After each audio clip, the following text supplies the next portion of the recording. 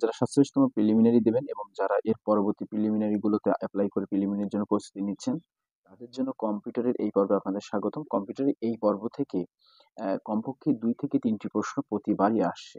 তো সেরকম কয়েকটি প্রশ্ন নিয়ে এবং এই প্রশ্নগুলো খুব সহজে সূক্ষ্ম ব্যাখ্যা করে বোঝাবো এবং এই জাতীয় প্রশ্ন কোন ধরনের আরো আসতে পারে তার উপরে আপনাদের একটা পর্ব দেয়া হবে।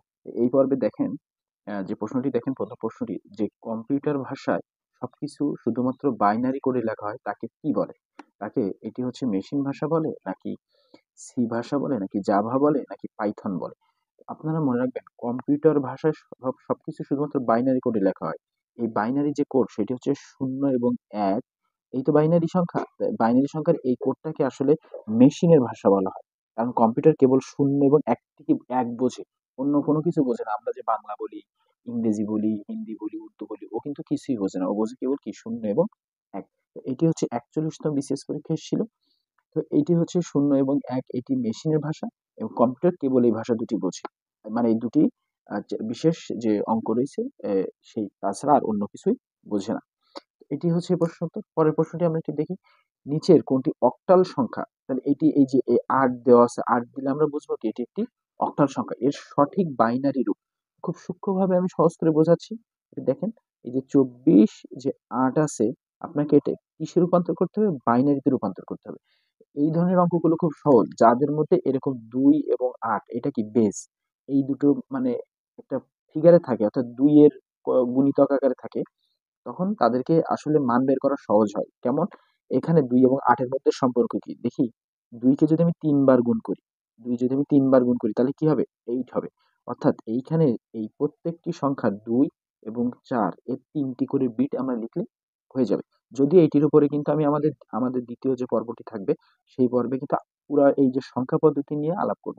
এছাড়াও আমার চ্যানেলে এইচএসসি আইসিটির এই যে বাইনারি অধ্যায় নিয়ে একটা অধ্যায় আছে, আপনারা দেখতে পারেন। আমি যদিও এখানেই দিয়ে দেবো, আপনারা এখানেই দেখতে পাবেন এর পরবর্তী ভিডিওতে। তো দেখি আমি 2 আর 4, তাহলে আমরা 2 এর বাইনারি কত? তো আমরা একটা সিরিজ জানি। সিরিজটা হচ্ছে কি 1 2 4 8 16, তারপর হচ্ছে 16 দুগুণী 32। তো আপনারা যদি এই সিরিজটা মুখস্থ না থাকে তাহলে এইভাবে প্রথমে 1 দিবেন, তারপরে 2 করে গুণ করে বাড়তে যাবেন। তাহলে 2 1 কে 2, 2 দুগুণী 4, 4 দুগুণী 8, 8 দুগুণী 16, 16 দুগুণী 32, 32 দুগুণী 64। আর দরকার নেই।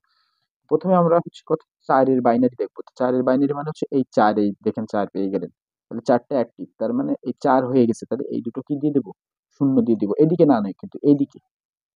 তাহলে হচ্ছে 4 এর বাইনারি কয়টা করে বিট নিতে পারবো? 3টা করে। তাহলে 3টা করে এই যে 3 বিট করে নিতে পারবো। তাহলে এখানে 100 কিন্তু 3টা বিটই আছে। তাহলে এখানে আমরা লিখে রাখি 100। এখন লাগবে কার? 2 এর বাইনারি।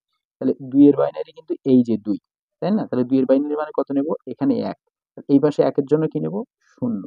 তাহলে আমার লাগবে কয়টা? 3টা। তাহলে হয়েছে কয়টা? 2টা। তাহলে এই পাশে আরেকটা 0 নিয়ে নেব, বাম পাশে 0 নেব। সবসময় বাম পাশে 0 নিলে তার মান কমেও না, বাড়েও না। তাহলে এই যে 0 1 0। তাহলে এটি হচ্ছে এই প্রশ্নের উত্তর। তাহলে হচ্ছে কিভাবে নিলাম? এটি হচ্ছে এই সঠিক বাইনারি। তাহলে 0 অন 0 অন 0 0। পরবর্তী প্রশ্নটি দেখি। পরবর্তী প্রশ্নটি, তো এই প্রশ্নটি কিন্তু 46তম বিসিএস প্রিলিমিনারি পরীক্ষায় এসেছিল। এরপরেরটা হচ্ছে কি, যে ইলেকট্রনিক লজিক গেটের আউটপুট লজিক 0 শুধুমাত্র যখন সকল ইনপুট লজিক 1, তার নাম কি? এখন একটি প্রশ্ন দেখেন, যদি যার সকল ইনপুট লজিক 1, তাহলে এখন ইনপুট লজিক যদি 1 হয়, তাহলে আমরা একটু এ এবং বি দিয়ে দেখি। এবং এর আউটপুট হচ্ছে, ধরেন আমাদের কি গেট? NAND gate. আমরা আগে অ্যান্ড গেটটা বুঝি। অ্যান্ড গেট মানে হচ্ছে গুণ। দুটি সংখ্যা, এই দুটো এ আর বি কি হবে? গুণ। তাহলে আমরা এই যদি 0 0 দিয়ে দেই, তাহলে আমরা জানি 0 0 0। এখন ন্যান্ড গেটের ক্ষেত্রে কি হবে? ন্যান্ড গেটের ক্ষেত্রে যদি আপনার বলেছে কি, যদি ইনপুট লজিক 1 হয়, সকল ইনপুট, তাহলে এখানে যদি 2টা ইনপুট দেন, তাহলে 1 1 কে 1। এখন এইটা তো হচ্ছে অ্যান্ড গেট। অ্যান্ড গেটের বিপরীত গেট হচ্ছে ন্যান্ড গেট। অ্যান্ড গেটকে উল্টে দিলে যা থাকে তাই ন্যান্ড গেট। তাহলে এখন এ বি কে ন্যান্ড গেটে ফেললে এরকম আসে, এরকম। এগুলো আমি শেখাবো আস্তে আস্তে, টেনশন করেন না। তো 0 থেকে এটা হলে 0 এর বিপরীত হবে 1। আবার এখানে 1 আছে, তার মানে এটা হচ্ছে 0। তাহলে আমরা দেখলাম যে এই যে ন্যান্ড গেটের জন্য এটি মিলে যায়। তাহলে ন্যান্ড গেটের ক্ষেত্রে যদি সকল ইনপুট 1 হয়, তাহলে তার আউটপুট অবশ্যই তার বিপরীত হবে। এবং একটা জিনিস আপনাকে মনে বলি, যে এই যে 1 1 কে 1 গুণ করলে এটার আউটপুট কি হলো? 1। এটা হচ্ছে কিন্তু অ্যান্ড গেট। আর অ্যান্ড গেটের যেহেতু ও ওই ন্যান্ড গেটের একদম বিপরীত, তাহলে ন্যান্ড গেটে এটি অবশ্যই কি হবে? 1 হয়েছে, এটি অবশ্যই কি হবে? 0 হবে। তো যখন এরপরে গেটগুলো করাবো তখন আপনারা দেখতে পাবেন। এখানে একটু বোঝালাম। তো তো এইটা হচ্ছে এক্সেলেশন বিসিএস প্রিলিমিনারিতে এসেছিল। এরকম এই গেট খুব সহজ জিনিস, আমি এর পরবর্তী পর্বগুলো আপনারা দেখেন ইনশাল্লাহ। এরপরে দেখেন প্রশ্নটি হচ্ছে নিচের কোনটি 100-এর এক কমপ্লিমেন্ট। তো এইটি হচ্ছে 100-এর এক কমপ্লিমেন্ট মানে হচ্ছে এই যা আছে তার উল্টা করে দিলে হয়ে যায়। যেমন শূন্যের জায়গায় আপনি কি দিয়ে দেবেন? এক। শূন্যের জায়গায় হবে এক, এই শূন্যের জায়গায় এক, আর এই একের জায়গায় কি হয়ে যাবে? শূন্য। তো এটি কোন অপশনে আছে? এটি হচ্ছে এই অপশনে আছে। এটি হচ্ছে 41তম বিসিএস প্রিলিমিনারিতে আসছিল। একের পরিপূরক যদি বলে, এই যে এক কমপ্লিমেন্ট মানে হচ্ছে একের পরিপূরক, তাহলে যা থাকবে তা উল্টে দিব। এখান থেকে আপনাদের যারা বিশেষ করে 47তম প্রিলিমিনারি পরীক্ষা দিবেন তাদের জন্য কিন্তু 2 এর পরিপূরকটা খুব গুরুত্বপূর্ণ। 2 এর পরিপূরক, তো 2 এর পরিপূরক শেখাবো ইনশাআল্লাহ আগামী। তারপরে প্রশ্নটি দেখেন, নিচের কোনটি, এই যে 52 আছে এবং ব্র্যাকেটে আছে 16, তার মানে এটি একটি হেক্সাডেসিমাল সংখ্যা, এর বাইনারি রূপ কত? তাহলে এইটিকে বাইনারি যদি আপনি করতে চান তাহলে কত হচ্ছে? 52 আছে, এটা আছে হচ্ছে কত? 16। এটিকে আপনি নিয়ে যাবেন হচ্ছে 2 এ, তাহলে এই 2 আর 16 এর মধ্যে সম্পর্কটা কি দেখেন? 2 আর 4 টু দি পাওয়ার 4 করলে সেটি হচ্ছে কত? 2 কে 4 বার গুণ করলে 16 হয়। তার মানে 5 এর বাইনারি 4টা বিট আর 2 এর 4 বিট করে, তাহলে 4 বিট করে দিলে আমার এই প্রশ্নের উত্তর কিন্তু চলে আসবে। তাহলে এই যে আমাদের একটু আগে যে সিরিজটি শিখলাম, সিরিজটা আমি একটু লিখি, 1 2 4 8 16। আমি এই 2 এর বাইনারি মানে কত? এই 2 একটি, আর এই পাশে একের জন্য কত? শূন্য। এখন আমরা বলেছিলাম যে কয় বিট করে? এই যে 4 বিট করে, এই যে এখান থেকে 4 বিট করে, তাহলে হয়েছে কয়টা? দুটো। তাহলে বাম পাশে দুইটা শূন্য নিব। এখন এরপরে হচ্ছে তাহলে আমরা এখানে একটু উত্তরটা লিখি, 0 0 1 0। এরপরে হচ্ছে 5 এর বাইনারি, 5 মানে কত? এই যে 4 আর এই যে 1, তাহলে 4 আর 1 কত? 5। তাহলে আপনারা সবসময় রাখবেন যে এই বেজোড় হলেও, বেজোড় সংখ্যাটা সবসময় 1 সবসময় অ্যাক্টিভ থাকে। তাহলে 4 আর 1 যোগ করতে হয়, 1 যোগ করলে বেজোড় হয়, জোড় সংখ্যার সাথে 1 যোগ করলে কি হয়? মানে বেজোড় হয়ে যায়। তাহলে 4 অ্যাক্টিভ 1, এখানে এটা 2 ইনঅ্যাক্টিভ 0, আর এই 1 অ্যাক্টিভ, তার মানে 1, তাহলে 100। এই যে 101, তাহলে আপনি কি করতে হবে? 4 বিট নিতে হবে। তাহলে এই বাম পাশে শূন্য, তাহলে আমরা একটু লিখি 0 0 1 0 1। এটি দেখেন কোথায় মেলে? এটি মেলে হচ্ছে এখানে, এই যে কয় মেলে। তাহলে এটি হচ্ছে এই প্রশ্ন উত্তর। এটি কিন্তু এই ধরনের এমসিকিউ তে খুব সহজ প্রশ্ন। আপনার একটু সিরিজটা, এই যে সিরিজটা কিভাবে মনে রাখতে হবে সেটা আমি বলেছি। একটাকে মনে রাখবেন, এক লিখে তারপরে সব দুই করে গুণ করে আগাতে থাকবেন এদিকে। এরপরে আছে হচ্ছে পরের প্রশ্নটি দেখেন, নিচের কোনটি সার্বজনীন গেট? আচ্ছা, এই যতগুলো গেট আছে তার মধ্যে হচ্ছে মনে রাখবেন মৌলিক গেট তিনটি। কি কি?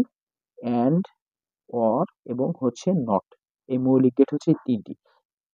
এর ভিতরে এই বাকি এই এক্সর, নর, এরা হচ্ছে যৌগিক গেট।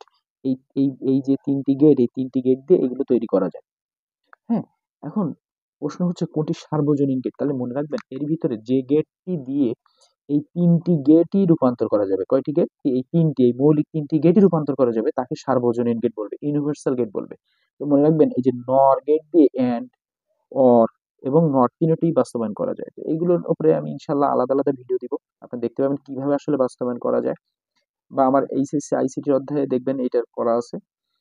একই সাথে নর এবং ন্যান্ড, নর এবং ন্যান্ড এই দুটি কিন্তু ইউনিভার্সাল গেট। তার মানে এই দুটি দিয়ে কি করা যাবে? এই যে মৌলিক তিনটি গেট বাস্তবায়ন করা যাবে, এই জন্য একে কিন্তু ইউনিভার্সাল গেট বলে। তো আমাদের পরবর্তী পর্বটি দেখুন, কারণ আপনাকে এইখানে 2 3টি যে নম্বর রয়েছে তা কিন্তু আপনি প্রত্যেকবার পরীক্ষায় কমপক্ষে 2টি করে প্রশ্ন আসছেই। সুতরাং আপনি এই 2টি প্রশ্ন কনফার্ম করুন। এবং আইসিটিতে বিশেষ করে আপনাদের এই যে কম্পিউটার এবং তথ্য প্রযুক্তি, এখানে কিন্তু 13টি মার্ক সহজে পাওয়া সম্ভব।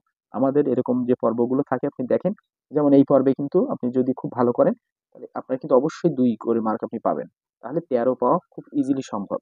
তাহলে 15-এর ভিতর 13 কিন্তু খারাপ মার্ক না। ইনশাআল্লাহ আপনাদের প্রস্তুতি ভালো হোক। পরবর্তী পর্ব দেখার আহ্বান করছি। আসসালামু আলাইকুম।